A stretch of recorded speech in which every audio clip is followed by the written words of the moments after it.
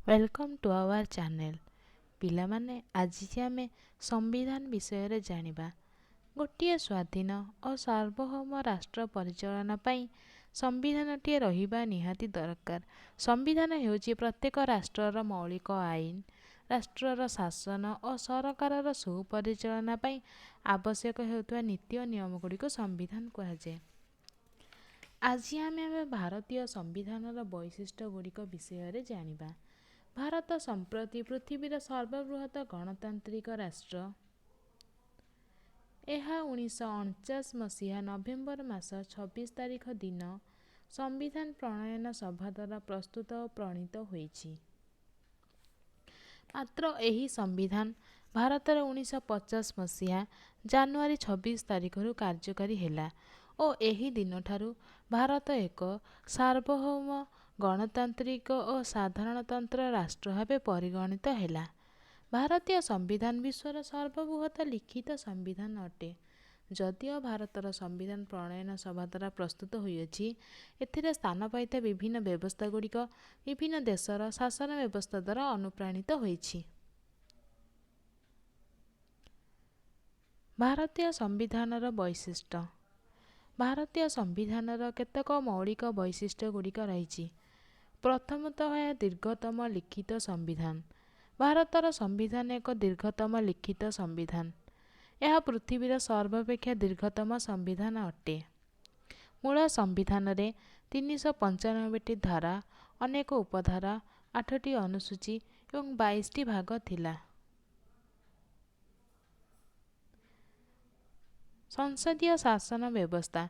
भारतर संविधान उभय केंद्र और राज्य स्तर में संघीय शासन व्यवस्थार प्रचलन करिछि। एही व्यवस्था अनुଯାयी केंद्र स्तर में गोटिए केंद्र व्यवस्थापिका अछि। यहाकू संसद बा पार्लियामेंट कुहाଯାଏ।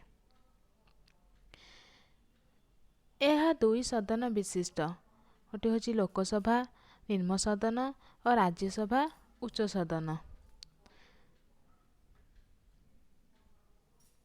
संघीय शासन और ऐकिक प्रवृत्ति। भारतर संविधान भारत संघीय शासन व्यवस्थार प्रचलन कराइछि।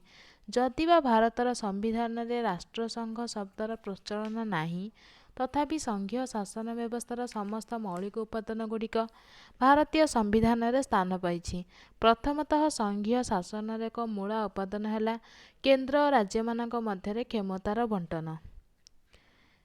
केंद्र और राज्य मानक मध्यरे तीनोटी क्षमता बंटन करा जाइछि, ଯେଉଁଥିରେ କି କେନ୍ଦ୍ର ସରକାର କେନ୍ଦ୍ର ସୂଚୀରେ ଓ ରାଜ୍ୟ ସରକାର ରାଜ୍ୟ ସୂଚୀରେ ସ୍ଥାନ ପାଇଥିବାର ପ୍ରସଙ୍ଗ ଗୁଡ଼ିକ ଉପରେ ଆଇନ ପ୍ରଣୟନ କରିଥାନ୍ତି।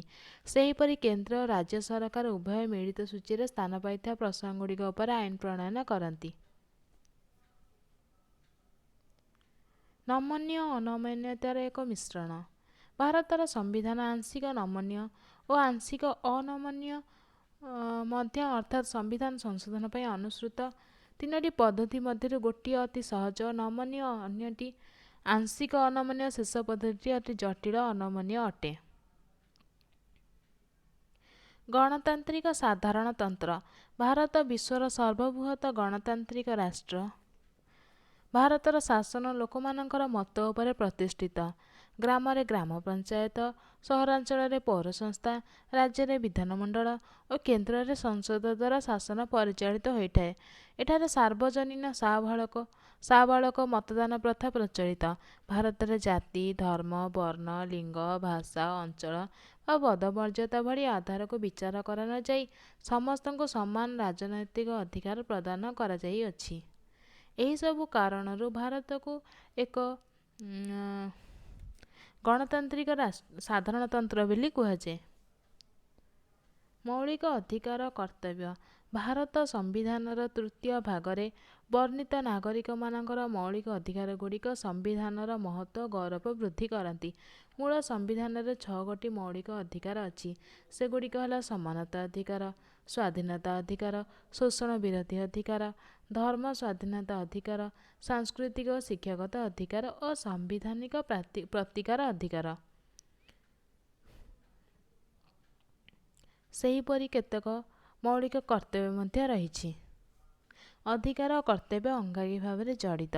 ଭାରତର ଜନସାଧାରଣ ବିବେକ ଅନୁସାରେ ନିଜର କର୍ତ୍ତବ୍ୟ ସମ୍ପାଦନ କରିବେ ବୋଲି ସମ୍ବିଧାନର ପ୍ରଣେତାମାନେ ଆଶା କରିଥିଲେ। ରାଷ୍ଟ୍ର ନିର୍ଦ୍ଦେଶକ ନୀତି। ସମ୍ବିଧାନର ଚତୁର୍ଥ ଭାଗର 36 ଧାରାରୁ 51 ଧାରା ପର୍ଯ୍ୟନ୍ତ ରାଷ୍ଟ୍ର ନିର୍ଦ୍ଦେଶକ ନୀତିଗୁଡ଼ିକର ବର୍ଣ୍ଣନା କରାଯାଇଛି। ଏଗୁଡ଼ିକୁ କାର୍ଯ୍ୟକାରୀ କରିବା ସରକାରଙ୍କର କର୍ତ୍ତବ୍ୟ। ପ୍ରକୃତି ଦୃଷ୍ଟିରୁ ଏହି ନୀତିଗୁଡ଼ିକ 3 ଭାଗରେ ବିଭକ୍ତ, ଯଥା ସମାଜବାଦୀ, ଉଦାରବାଦୀ, ଗାନ୍ଧୀବାଦୀ। ଏହି ନୀତିଗୁଡ଼ିକ ଜନମଙ୍ଗଳ ରାଷ୍ଟ୍ର ଗଠନ ପାଇଁ ସହାୟକ ହୁଅନ୍ତି। ସ୍ୱାଧୀନ, ସୁସଂହତ ଓ ନିରପେକ୍ଷ ନ୍ୟାୟାଳୟ। ଭାରତର ସମ୍ବିଧାନ ଏକ ଆଦର୍ଶ ଉନ୍ନତ ବିଚାର ବ୍ୟବସ୍ଥା ସୃଷ୍ଟି କରିଛି। ଭାରତର ସର୍ବୋଚ୍ଚ ନ୍ୟାୟାଳୟ ଓ ଉଚ୍ଚ ନ୍ୟାୟାଳୟଗୁଡ଼ିକର ସେମାନଙ୍କର କ୍ଷମତା ସମ୍ବିଧାନଠାରୁ ପାଇପାରିଥାନ୍ତି।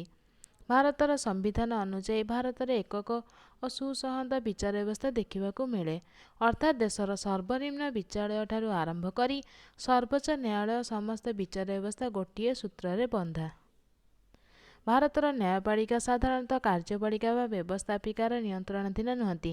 ନ୍ୟାୟପାଳିକା ନାଗରିକମାନଙ୍କର ମୌଳିକ ଅଧିକାର ରକ୍ଷାକର୍ତ୍ତା କରନ୍ତି। ସର୍ବୋଚ୍ଚ ନ୍ୟାୟାଳୟ ଭାରତର ସମ୍ବିଧାନର ରକ୍ଷକ।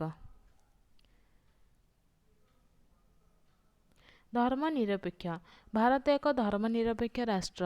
ସମ୍ବିଧାନର ପ୍ରସ୍ତାବନାରେ ଭାରତକୁ ଏକ ଧର୍ମନିରପେକ୍ଷ ରାଷ୍ଟ୍ର ଭାବରେ ବର୍ଣ୍ଣନା କରାଯାଇଅଛି। ଭାରତରେ ବହୁ ପ୍ରକାରର ଧର୍ମ ପ୍ରଚଳିତ, ମାତ୍ର ଭାରତରେ ସମ୍ବିଧାନ କୌଣସି ଧର୍ମକୁ ରାଷ୍ଟ୍ର ଧର୍ମ ଭାବେ ମାନ୍ୟତା ପ୍ରଦାନ କରିନାହିଁ। ଭାରତର ସମ୍ବିଧାନ ଧର୍ମୀୟ ସମାନତା ଓ ସର୍ବଧର୍ମ ସମନ୍ୱୟ ଉପରେ ଗୁରୁତ୍ୱ ପ୍ରଦାନ କରେ। ଧର୍ମ ଏକ ବ୍ୟକ୍ତିଗତ ବ୍ୟାପାର ହୋଇଥିବାରୁ ପ୍ରତ୍ୟେକ ନାଗରିକର ଧର୍ମୀୟ ସ୍ୱାଧୀନତାକୁ ମୌଳିକ ଅଧିକାରରେ ଅନ୍ତର୍ଭୁକ୍ତ କରାଯାଇଅଛି। ଭାରତରେ ଧର୍ମ ଭିତ୍ତିରେ କୌଣସି ବାଛବିଚାର କରାଯାଇ ନାହିଁ। ଭାରତର ସମ୍ବିଧାନ ଅନୁସାରେ ଧର୍ମୀୟ ସ୍ୱାଧୀନତା ଅର୍ଥ ଧର୍ମୀୟ ସ୍ୱେଚ୍ଛାଚାରିତାକୁ ବୁଝାଏ ନାହିଁ। ଏକକ ନାଗରିକତା। ଭାରତ ଏକ ସଂଘୀୟ ରାଷ୍ଟ୍ର ହୋଇଥିଲେ ହେଁ ଏଠାରେ ଦ୍ୱୈତ ନାଗରିକତା ପରିବର୍ତ୍ତେ ଏକକ ନାଗରିକତା ଦେଖିବାକୁ ମିଳେ। ଭାରତର ନାଗରିକ ଯେଉଁ ରାଜ୍ୟର ଅଧିବାସୀ ହେଲେ ବି ସେ କେବଳ ଭାରତର ନାଗରିକ। ଏହି ଏକକ ନାଗରିକତ୍ୱ ଜାତୀୟ ଐକ୍ୟ ପ୍ରତିଷ୍ଠା ପାଇଁ ବିଶେଷ ଭାବେ ସହାୟକ ହୋଇଅଛି। ପିଲାମାନେ, ଆଜି ଆମେ 10ଟି ମୌଳିକ ବୈଶିଷ୍ଟ୍ୟ ଗୁଡ଼ିକ ଜାଣିଲେ। Thank you.